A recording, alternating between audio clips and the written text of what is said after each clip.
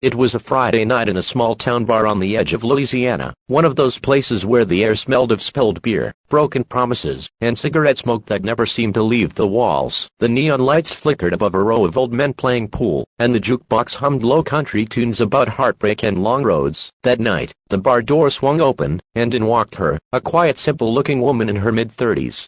She wore faded jeans, a plain t-shirt, and carried the weight of someone who didn't want to be noticed. Her name was Sarah Jenkins, though no one in that bar knew it yet. She took a seat near the corner, ordered a coffee instead of a drink, and kept her gaze low.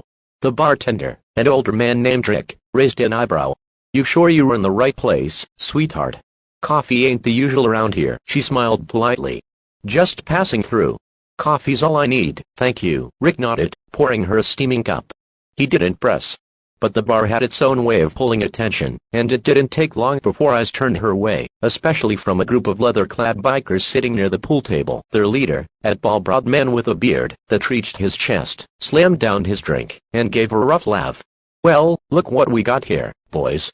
Someone wandered off from Sunday school." The others chuckled. Sarah said nothing. She just sipped her coffee, calm and steady. But the leader, Hank Bear Murdoch, wasn't done. He swaggered over, his boots thudding against the old wooden floor.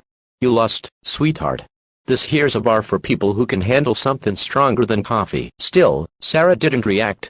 She looked up, met his gaze, and said softly, "I can handle more than you think." The words seemed to hang in the air, not loud, but sharp enough to cut through the laughter around them. Hank smirked. He leaned closer, reeking of whiskey. "That's so. You military or something?" She hesitated a moment, then said, "Something like that." The laughter came again. "Yeah, right," he snorted. "You don't look like no soldier I ever met." Then, for reasons no one quite understood later, Hank reached forward, perhaps to make a point, perhaps just to humiliate her, and grabbed the collar of her shirt. With one rough pull, the fabric tore. The bar went silent, but what everyone saw next made every breath in the room freeze. There, inked proudly across her shoulder blade, was a U.S. Marine Corps emblem, bold and detailed, the eagle, globe, and anchor. Just below it, the words read, "In memory of Sergeant Daniel D.J. Jenkins, Semper Fi." The name hit her voice like a whisper of ghosts. The room went from mocking laughter to stunned silence. Even the jukebox seemed to stop. Hank stepped back, his face pale. You are a Marine." Sarah slowly turned around to face him, her eyes glistening under the dim light. "I was," she said softly. "And so was my husband.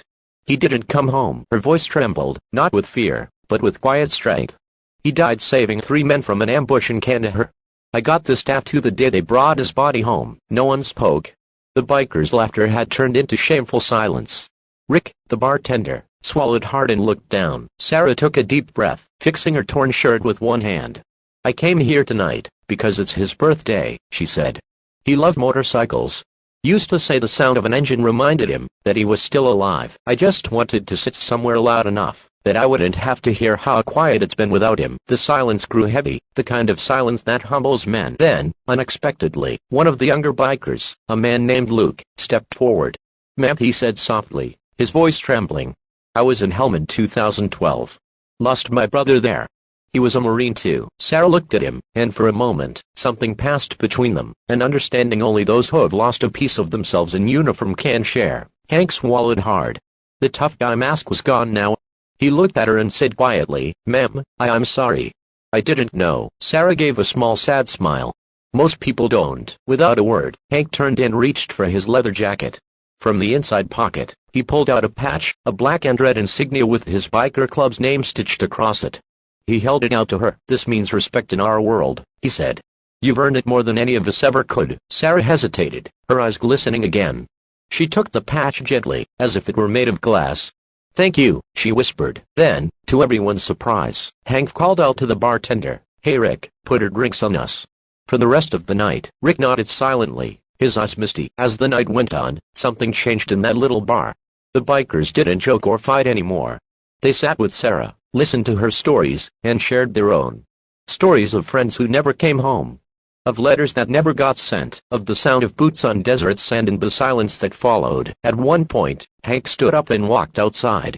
Moments later, the roar of a motorcycle filled the air. He rode it up to the front door, dismounted, and handed the keys to Sarah. "Your husband liked bikes, right?" he said quietly. "This one's yours. You'll ride it better than I ever could." Sarah shook her head, stunned. I can't take this, but Hank smiled sadly. You already did something I never could. You gave your all for something bigger than yourself. This is the least we can do. Tears welled in her eyes. She stepped forward and hugged him, a long quiet embrace that carried more forgiveness than words ever could. When she finally rode off into the night, the sound of the engine echoed across the still Louisiana sky. The biker stood outside, watching the taillight fade into the darkness like a red star disappearing over the horizon. Rick broke the silence. Never seen anything like that before. Hank nodded slowly. Neither have I. He looked down at the patch missing from his jacket, then toward the road, where Sarah had gone. Yes, some heroes don't wear capes, he murmured. Some just wear scars and tattoos. And from that night on, there was a new rule in that bar.